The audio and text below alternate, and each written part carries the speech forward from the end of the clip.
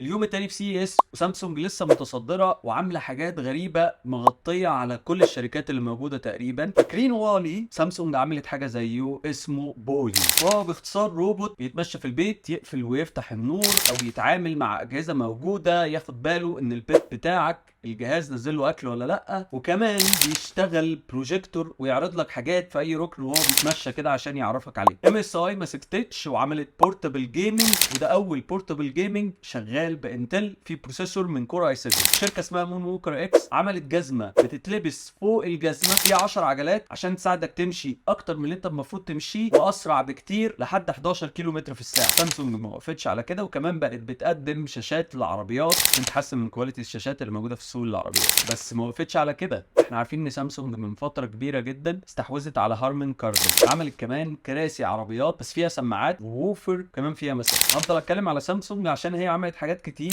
عملت كمان ميوزك فريم بتحط عليه الفريم اللي انت عايزه، بس فيه سماعات برضو من هارمان، والناس اللي جربته بتقول ان هو صوته حلو جدا. ال جي عملت روبوت بيعرف مودك ويساعدك ان انت تنظف ورا البيت اللي عندك. دي كانت اهم حاجات لفتت نظري في سي اس النهارده.